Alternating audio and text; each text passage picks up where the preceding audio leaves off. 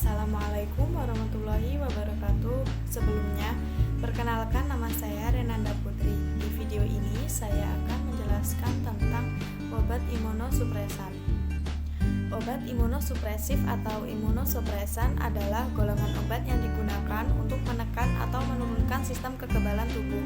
Golongan obat ini diberikan pada pasien yang menjalani transplantasi organ, misalnya pada transplantasi ginjal atau hati.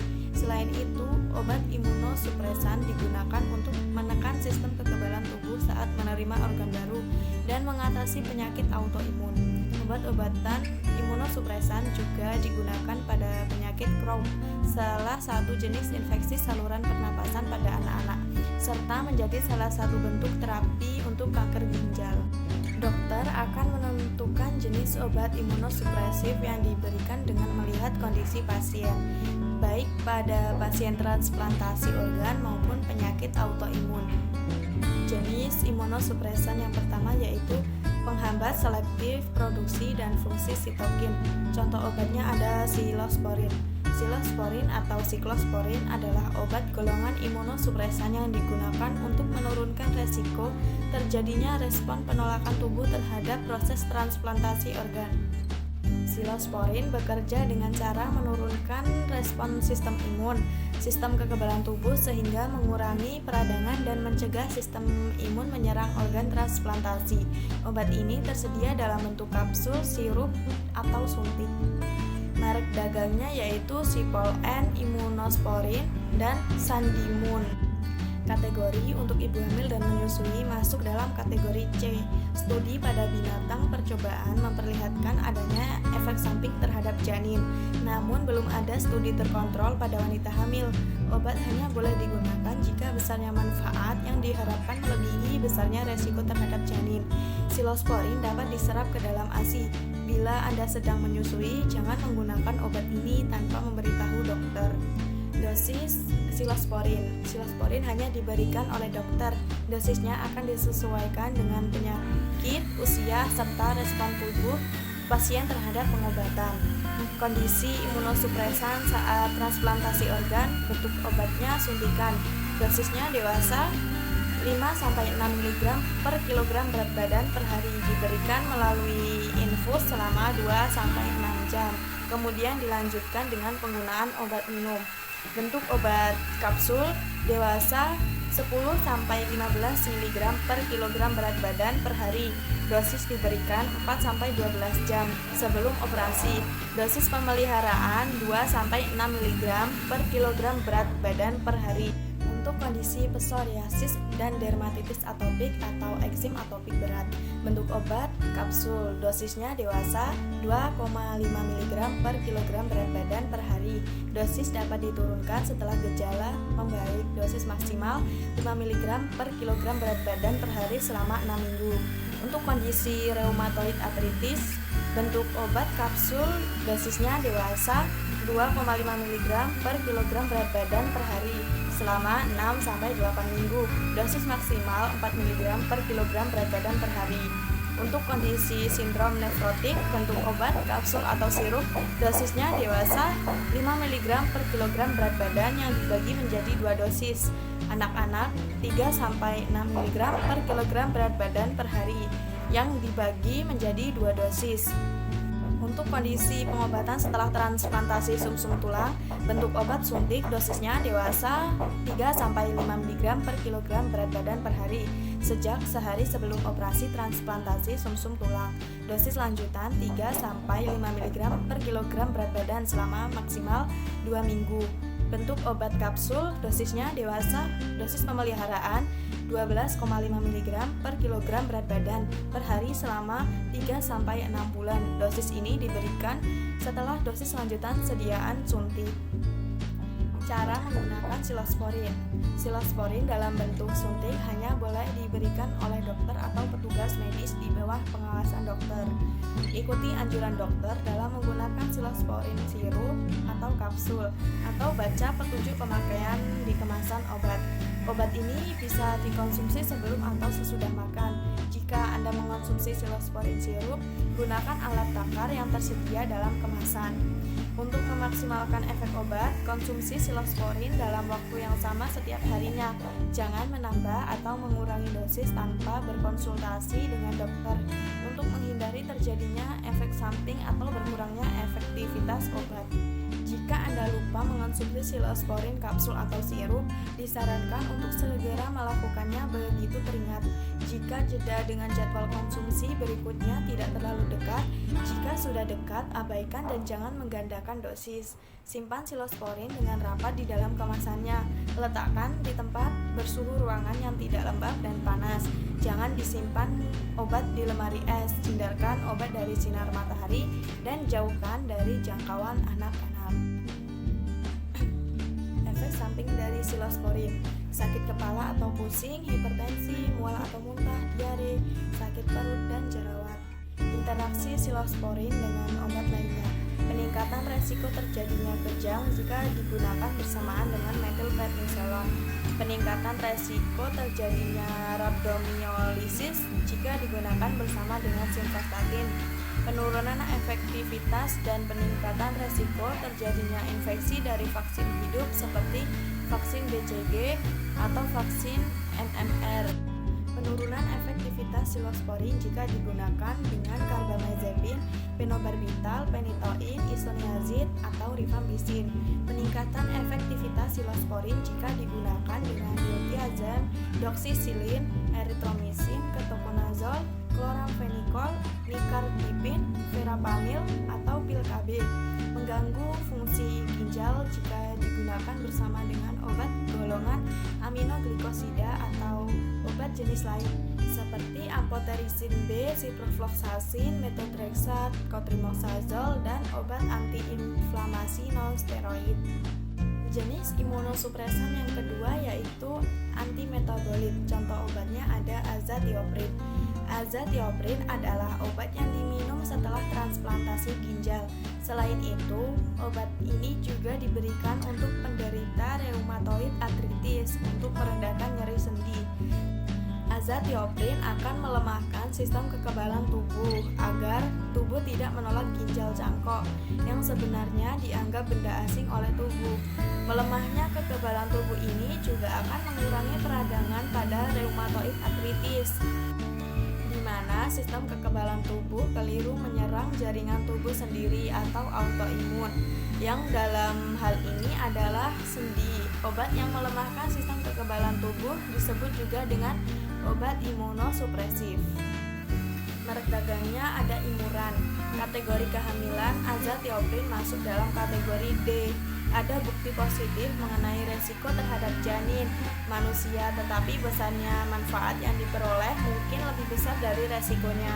Misalnya, untuk mengatasi situasi yang mengancam jiwa, obat ini dapat diserap ke dalam ASI sehingga tidak disarankan dikonsumsi oleh ibu menyusui.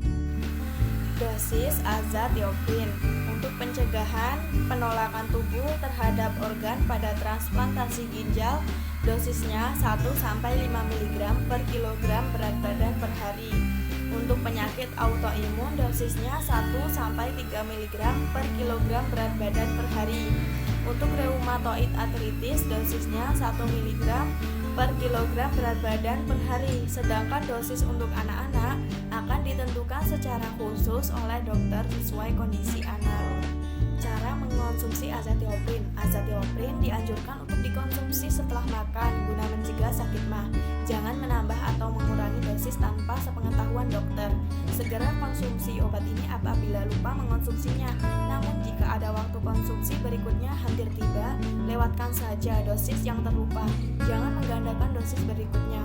Selama mengonsumsi azathioprin, pasien dianjurkan untuk melakukan tes darah setidaknya sekali seminggu selama 2 bulan pertama pengobatan. Setelah itu, frekuensi tes darah dapat dikurangi dengan jarak sekali per bulan selama 3 bulan. Azathioprin beresiko menimbulkan beberapa jenis kanker, seperti kanker kulit, getah bening, atau kanker darah.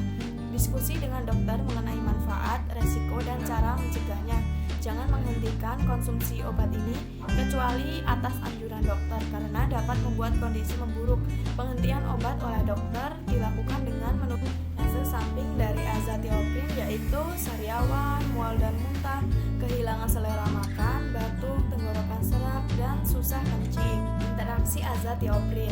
Penggunaan azathioprin bersama obat lain dapat menimbulkan interaksi yaitu beresiko menimbulkan infeksi jika digunakan bersamaan dengan KB spiral atau vaksin, beresiko menimbulkan kelainan darah jika digunakan dengan obat hipertensi golongan ACE inhibitor, cotrimoxazole, indomethacin atau cimetidine, memperlambat pengolahan obat dalam tubuh jika dikonsumsi dengan obat asam urat allopurinol, mengurangi efektivitas dan beresiko keracunan azathioprin jika digunakan dengan ribavirin.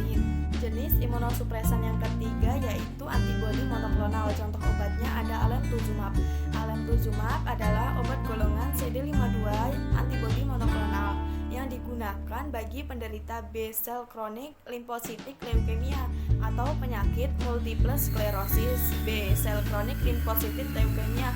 Leukemia adalah yang paling sering terjadi pada orang dewasa yang biasanya disebabkan karena terjadinya malignansi atau keganasan pada sel B. Multiple sklerosis sendiri adalah penyakit yang progresif dan muncul akibat autoimun. Sistem imun menyerang tubuh sendiri pada pelindungan saraf, pada otak, dan saraf tulang belakang. Dosis alemtuzumab. Bentuk sediaan alemtuzumab adalah sediaan injeksi, digunakan tergantung dari keluhan serta usia pemakainya. Sediaan alemtuzumab yang tersedia adalah sediaan injeksi 10 mg per mili dan 30 mg per mili. Untuk B-sel kronik limfositik leukemia dewasa diawali dengan 3 mg melalui infus selama 2 jam. Dosis dapat diulangi sampai 10 mg per hari. Penggunaan obat diharapkan dari 3 sampai 7 hari. Dosis rumahan adalah 30 mg, diberikan 3 kali dosis seminggu selama sampai 12 minggu. Diperlukan penyesuaian dosis bila terjadi toksisitas hematologi. Untuk multiple sklerosis dewasa, dosis awal adalah 12 mg per mili melalui infus selama 4 jam. Diberikan 5 hari turut sampai total 60 mg selanjutnya. 12 mg per hari melalui infus selama 4 jam. Diberikan selama 3 hari berturut-turut sampai total 36 mg per hari 12 bulan setelah dosis awal sudah diberikan. Efek samping dari alemtuzumab yaitu demam, menggigil, kaku, gatal, sesak nafas, dan ruam pada kulit. Kategori untuk ibu hamil dan menyusui. Alemtuzumab masuk dalam kategori C. Studi pada reproduksi hewan menunjukkan efek buruk pada janin. Tidak ada studi memadai dan terkendali pada manusia. Obat boleh digunakan jika nilai manfaatnya lebih besar dari resiko terhadap janin. Interaksi alemtuzumab dengan obat lainnya. Alemtuzumab akan berinteraksi jika digunakan bersamaan dengan deferipron, clozapine, dan orimun. Jenis imunosupresan yang keempat yaitu adrenokortikoid. Contoh obatnya ada metilprednisolon. Metilprednisolon adalah obat untuk mengatasi penyakit yang menyebabkan peradangan seperti lupus dan multiple sklerosis. Metilprednisolon juga digunakan untuk meredakan reaksi alergi seperti penyakit asma. Metilprednisolon bekerja dengan menekan sistem imun sehingga tubuh tidak melepas senyawa kimia yang memicu terjadinya peradangan. Selain lupus atau multiple sklerosis, beberapa penyakit lain yang dapat menyebabkan reaksi peradangan adalah rheumatoid arthritis, psoriasis, dan Crohn-Disease. Metilprednisolon tersedia dalam bentuk tablet 4 mg, 8 mg, dan 16 mg. Selain itu, metilprednisolon juga tersedia dalam bentuk obat oles dan suntikan. Merek dagang dari metilprednisolon yaitu Lameson, Meticon, dan Carmeson. Kategori untuk ibu hamil dan menyusui, metilprednisolon masuk dalam kategori C. Studi pada binatang percobaan memperlihatkan adanya efek samping terhadap janin, namun belum ada studi terkontrol pada wanita hamil. Obat hanya boleh digunakan jika besarnya manfaat yang diharapkan melebihi besarnya resiko terhadap janin. Metilprednisolon dapat diserap ke dalam ASI. Bila Anda sedang menyusui, jangan menggunakan obat ini tanpa memberitahu dokter. Dosis metilprednisolon, obat tablet minum, dosis dewasa sampai 60 mg per hari, terbagi menjadi 1-4 kali pemberian, tergantung jenis penyakit yang sedang diobati. Dosis anak-anak 0,5 sampai 1,7 mg per kilogram berat badan per hari. Pemberian obat dilakukan tiap 6 sampai 12 jam.